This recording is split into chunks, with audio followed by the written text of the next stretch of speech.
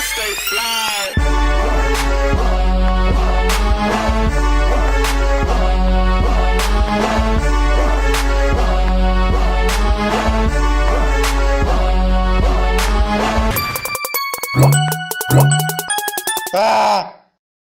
Yep, what's good? It is your boy Adrian Nyce. Welcome to another episode of Mouthin. Now, we are in Texas, South by Southwest, Austin, Texas. Right now, I'm here with Alcam. How y'all doing? Alcam in the building. We good over here, man. How about you? I'm straight. Enjoying life, you know? Good, man. Appreciate you once again for tapping in with us. I know it's a lot going on South by Southwest, but you took the time out your day to tap in with my platform. I really appreciate it. No, absolutely. Anytime y'all need something, let me know. I'm coming through. Okay, so what we're going to start off is talking a little bit about your background, getting my audience familiar with who you are, where you came from. Okay, what city are you from and where were you born? All right, I'm from St. Louis. I was born and raised in St. Louis. Pretty much how I got started in music, it was really just something I was doing with my family, you know, rapping on the karaoke machine and freestyling. Then I saw how good I was, and it just turned into something different. So by the time I was about 16, I had a little group. We made our little rounds around the city. Ended up doing my first deal back in 2010.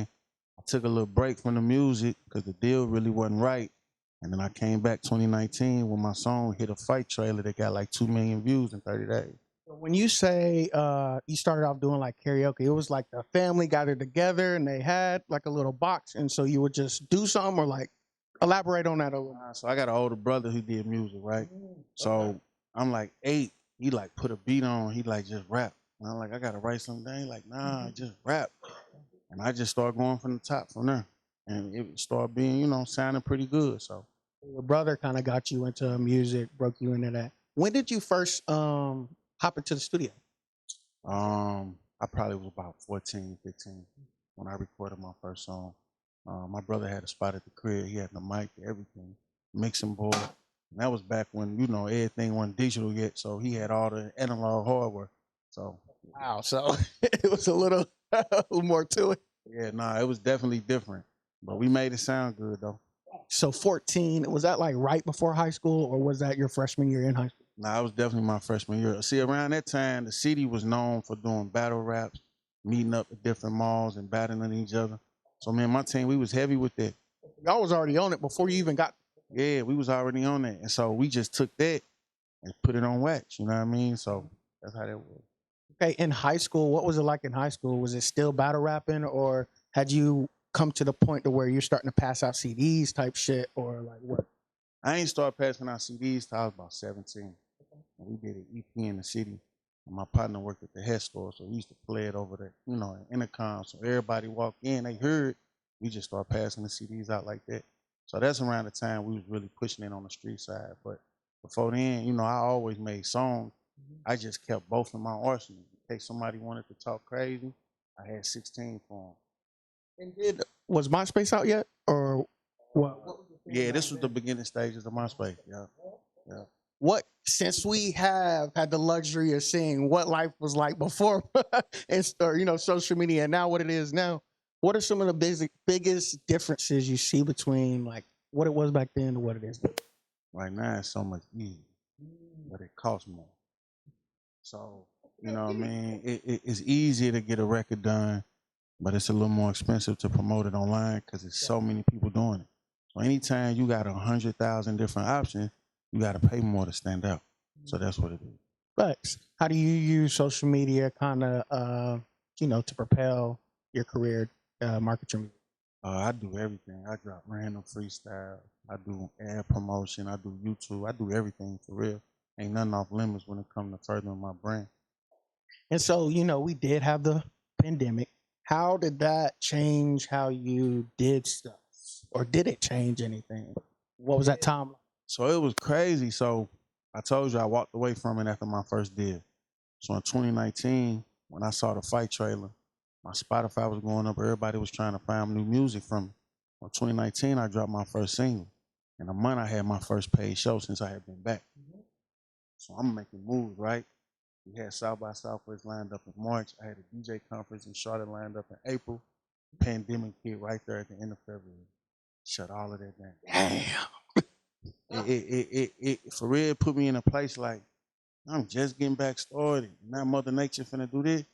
So I was like, all right, we finna do what we can while we can, and then worry about what we can't control later.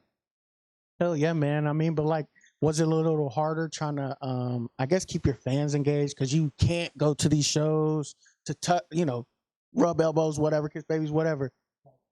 The only thing you can do is just post content, whether it's something inspirational, whether it's something going on in your day, just whatever you can post, you just post it. You could take a random picture just chilling in the crib with a fly outfit on.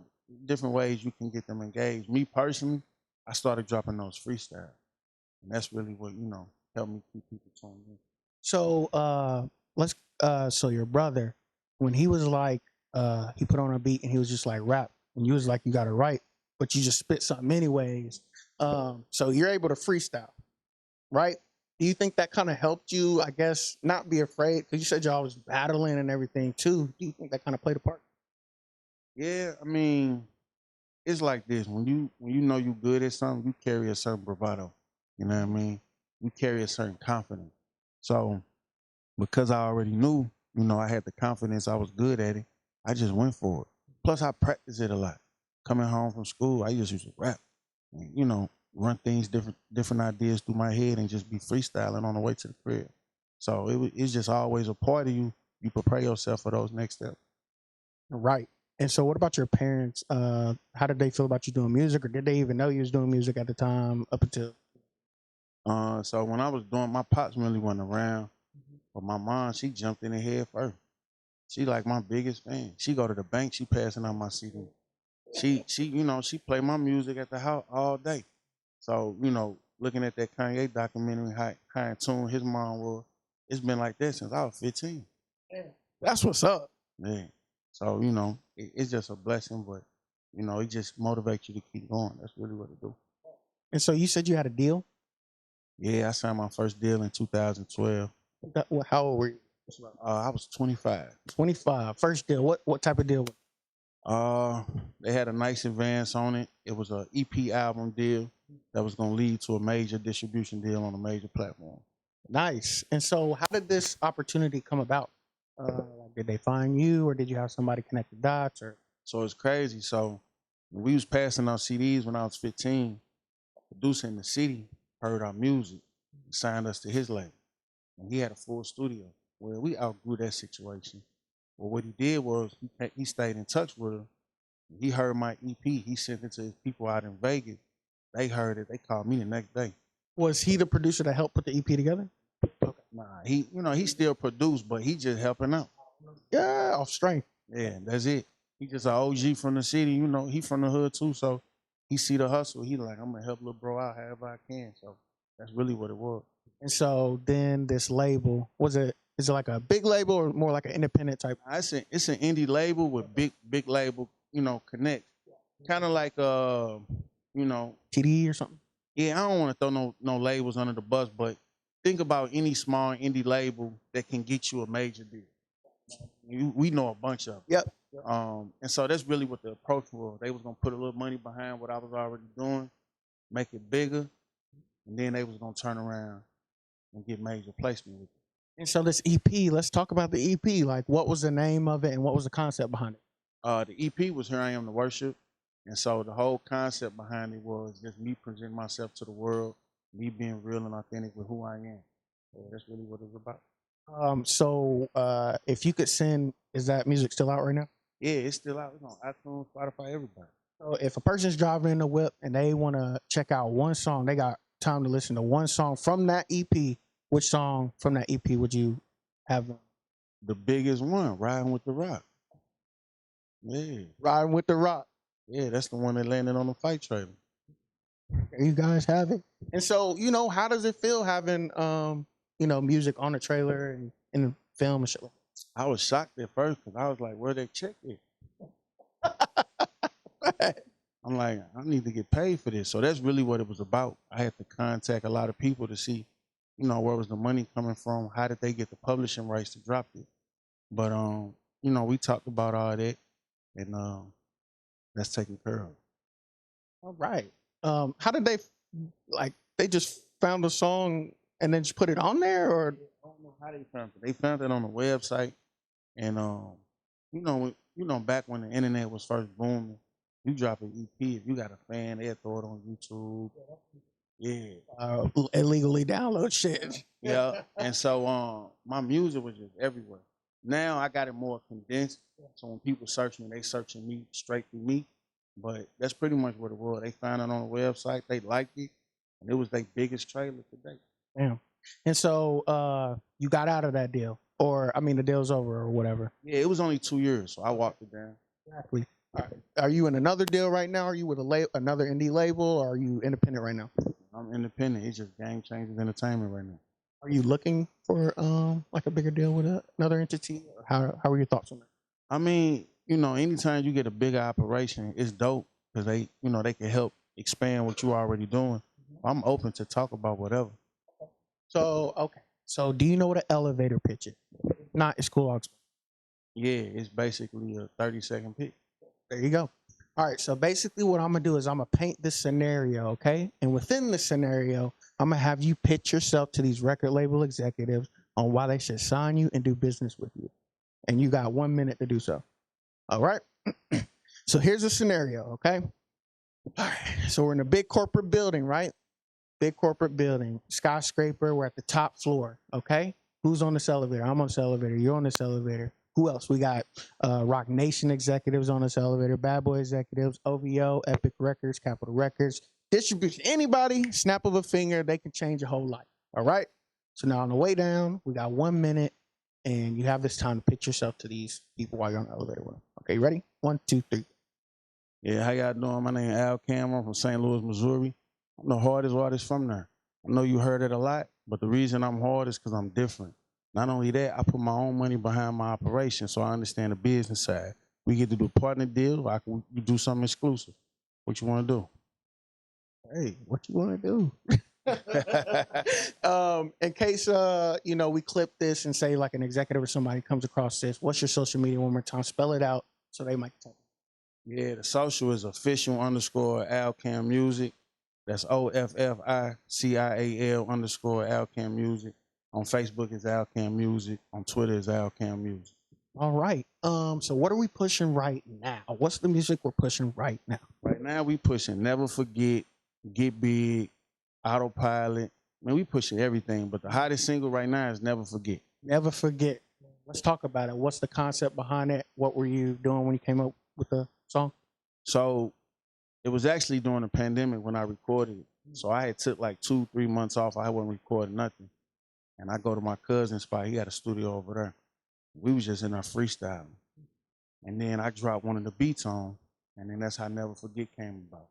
Basically just never forget, how you got to where you going and where you come from. So you had already heard that beat before going to the studio, correct? Nah.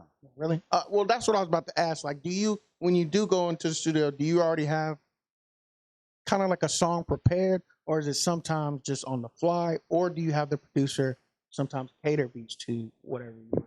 Yeah, so if I get in the studio with a producer, we can organically birth something, because I produce too. So a lot of my stuff I executive produce.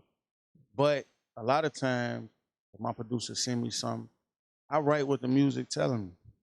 That's pretty much it. I sometimes do write songs without the music, but because I can go either way, I can talk about everything.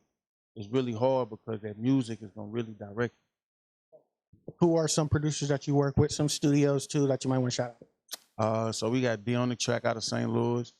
We got Fat Buddha out of St. Louis. We got Shock City out of St. Louis. We got Engineers out of St. Louis. So them are all the studios I work with, but D on the Track is really my main producer right now. Man, I feel like, bro, I have interviewed a lot of artists, been a lot of places, but I feel like I don't run into a lot of St. Louis artists. Like, who are some other artists out there who we should tap in with, do some research on? My audience should tap in with too. Yeah, the artists I got here. Okay, who you got with you? Yeah, I got Ye Big, I got Jay, I got my man over here, Scat, and I got Al over there. So y'all doing it, y'all got y'all's movement. And what'd you say the name? You said you had a name of the collective, right? Game Changers Entertainment. There we go. Game Changers Entertainment. Where this name come about? We trying to change the game. Yeah. That is what it is. Yeah. If you could get a feature from any artist in the industry, pick or choose, they saying yes, money doesn't matter. Who are we going with? Money don't matter. Money don't matter. You say, hey, I want a feature. They be like, okay, let's go. Man, that's hard. There's so many artists I want to work with. Because it ain't just about how big they is or the talent. It's about how they mind work in the studio. You know what I mean? I really like to work with dope writers and dope producers. So, Going with only one. Only one. man, that's hard. Man. I'll probably say Hitmaker, probably top on the list. But he ain't really an artist. He just a producer and a writer. So we talking about on artist side. Artist. Man, the artist I got here. Hey, I respect that though. I respect that. I mean, it's a lot of dope artists I work with, you know what I mean? But I ain't got like a vision board with a cat name on it. Like I'm praying to work with them. You know, if it happened, it happened. You know, I'm open to it. But it's a lot of dope artists. Like I'm a fan of music. So anytime an artist, I may not even really believe in everything that artist believe in, but if he got a song that's hard, I'm a fan of that song. Yes, from Adele to Lil Baby to Jay-Z to Rick Ross. If they got a song that's hard, I'm a fan of that song. Fucks with it. All right, so to that same question, so if you could go on tour with somebody, who would you go on tour? You and your your crew. If y'all could go on tour, who we going on tour with? Now that's different. Let's think about this real quick. We got to think about stage presence. We got to think about energy. It's not just in the studio, you know. So who we going on tour with? I gotta pick one artist. One artist. We know you got others, but just give us your one and then be like, oh, also one. I would say Kanye. Woo, okay. Definitely going crazy right now. And I've been going crazy this whole career. He got one of the dopest stage performance. I mean, just the whole attraction. It's an event. It's like an amusement park show. Yeah. So I want to work with that because that'll show me a different side than just standing on stage and rap. You're actually the first person that's, I think, said Kanye. So that's dope. And he definitely brings you need a whole goddamn stadium, got the lights, the whole movie. You get every penny worth you pay to see him. The fact. Yeah. So I wouldn't mind being attached to that. Okay. I do have this segment called What the Fuck is Going On? What the fuck is going on, bruh? What the fuck is going on? Okay, so how do you feel about, speaking of Kanye, his situation with Kim? You know, you got this man, Pete Davis, you know, talking to his ex-wife. They just split up. Do you think he is approaching the situation correctly, Kanye? I'm not in his shoes, so it's hard to say. Yeah, it's hard to say. Outside looking in, it's his personal business. Yeah, that's what he dealing with. So however he see best fit, he gonna handle it how he see best fit. Okay. Let me ask you this then. Okay, so he recently had a song with the game, right? Easy. So they dropped this Claymation type video. I don't know if you've seen it or whatever, but in the video we have Kanye. He's dragging Pete Davis's body to get buried, and so he buries the body, you know, in this Claymation thing, and then, you know, flowers grow on his head or whatever. Do you think that's overdoing it, or, you know, it's not really? It doesn't matter. It's entertainment. This is not actually doing the type shit. Well, when you're an artist, how you express your art, that's on you. You see what I'm saying? Like, you look back in the day, the famous painters who did abstract art, people probably didn't appreciate it back then. But now you see it in all the galleries. So if that's how Kanye want to express what he's going through in his life right now, what I don't respect is people lying in their music. Okay. At least, talk about it. At least he telling his truth, whatever it is. There you have it. And so, okay, where we at right now? We in Austin, Texas, man. What's going on? Tell them what you done seen so far, all of that. Yeah, no, Austin been turned up, especially after a couple years being shut down. I just want to say I appreciate everybody that came through. It's been a whole experience, just like I remember it before the pandemic hit. So this isn't your first year? Nah, the first time I went was in 2018. And you've been, this is your second time, or you've been one time before? This is my second time. Second time. Is there anything different that you've seen, kind of how they do stuff from the first time you went to now? Nah, it's pretty much the same setup. Kind of describe it for people who haven't been here. Like what's like it's showcases and all the. Yeah, so it's pretty much just a big artist showcase and a big, music festival. Not even just independent artists, major artists be here. If you're a fan of music, you should come. If you're an independent artist, excuse me, you should come. No matter what you got going on, if you love music or are part of music, producers, photographers, writers, you should come. You'll have fun and you'll get some work done. What's the music scene like in St. Louis? It's a dope music scene. The only thing is we don't got no home label, so it's hard to create a market. But we got a lot of talent though, a lot of talent. So, is it possible to quote unquote blow in there, or do you feel like you might have to move to maybe a bigger outlet with, you know, different? Well, when you got the internet, you can kind of network with different people in other cities. But you definitely got to travel some, a little bit. Whether you go to Austin or go to Atlanta or go to Chicago, go to New York, go to LA, you got to travel because that's where all the labels are. That's a fact. In Austin, when an artist comes to something like this, where so many people's managers, producers everywhere, it can be a little overwhelming sometimes. Like, what's the best ways to kind of take advantage of something like this? Stay busy. Just stay, my man say, look, stay busy all day, every day. Stay busy. So just get into something, find something to do. Exactly. You don't know who you're gonna run into. That's a fact. Yeah. Everybody out here. And a lot of people who can help change your situation. Okay. What's next for you, bro? What we got coming up?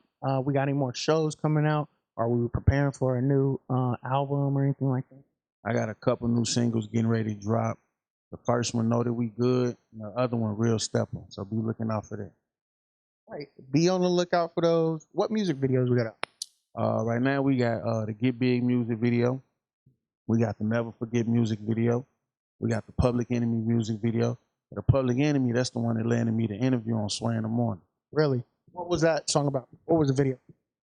So the video is just pretty much about a man doing what he got to do, make money with his lady, and the fact that she riding with him, but the whole time he doing what he got to do, she blowing his phone up, distracting him. But it's really because she believe in what he got going on. But that's really what the song is about. Kind of like on some Bonnie and Clyde type vibe.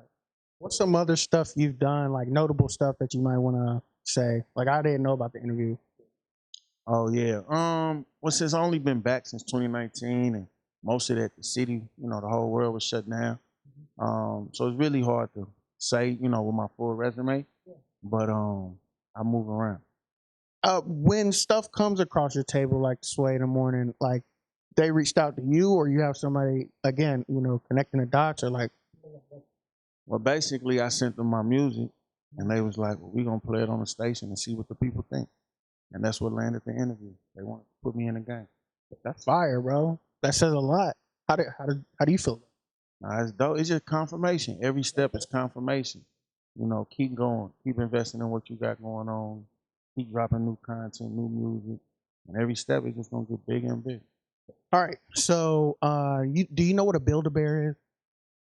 Yeah, like you go to the store, kids go, they get this bear, you add to it, right? And then you get the perfect bear that they want or whatever. All right.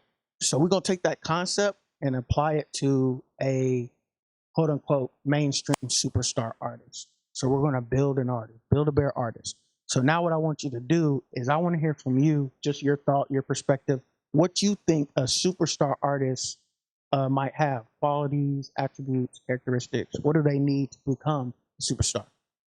Well, to me, a superstar is somebody who live their truth in their music, and they got fans that love it. So it's not even really a certain level you got to reach, because I mean, you can pay for stardom these days. But so if I was to build a perfect artist, one an artist of integrity, an artist with raw talent, an artist with hard work and drive, an artist that's humble, extremely humble, and an artist that know where they want to go. So they got the vision, they got the talent, they got the work ethic, but they're not big headed, they humble. All of that. Yeah, that'll take you a long way. Facts. What do you say? He said no snitching. Oh yeah. Hey, that's a big fact. We can't have that. Can't have that. Unless you rapping about snitching, then you living your truth. But if you on some gangster time and you snitching, What are some other places that you've been to, like cities? Nashville, Atlanta, Memphis, Austin, Texas, Dallas, San Antonio, man, a few places. You thought about putting together a tour, like yourself, or maybe trying to get on somebody else's? Yeah, I did. Before the pandemic, a lot of that was in work. So now that, everything back up and running, seeming normal, we definitely gonna touch a lot of different places this year. We definitely got to stay in contact with you, bro. I know we got a lot going on. Before we go, I got one more segment, but I'm gonna also gift you this. So I got this clothing line that sponsors us, Wavy Vision, and so they gave us a few hoodies to hand out and everything. So I'm gonna get. You said you want large. Okay. This it right here. I'll give you the info in case you want to tag them or whatever case may be. And then, okay, boom, we're gonna bring it in. Okay, what we got here? Hold it up for him. Never forget. And this is the single that y'all pushing right now, right? Yep, there you go. Wow, and so I appreciate you coming out, bro. So I got this last segment called One Piece of Advice. Okay. So basically I'm gonna ask you to give one piece of advice to, it could be a community, it could be a person, it could be anything. I'm asking you a piece of advice to that thing. Okay. All right, so first, give one piece of advice to the entire world as a whole. Give one piece of advice to the entire world. Cherish every second you get, because life is short. Simply put, I agree with that. Okay, give one piece of advice to the up and coming artists from your hometown. Stay focused and stop doubting yourself. You got it. There you go. And then last but not least, give one piece of advice to 21-year-old you. Where was you? What was that guy doing back then? Give one piece of advice to him. Focus on your vision, bro. All that other stuff can wait. There you go. There you guys have it. Any last word? Appreciate y'all, man. Alcam, Instagram, official_Alcam Music, Facebook, Alcam Music, Twitter, Alcam Music, YouTube, Alcam Music. You go to my Instagram, hit my links in my bio, pull up everything. Follow me, listen to my music, become a fan, subscribe to my Spotify, subscribe to my YouTube. There you guys have it. Another episode of Mouthin Now. I am your host, Adrian Nyce. We are out here South by Southwest. Thank you for tapping in once again, my guy. I really appreciate it. Yeah, we are out. Peace.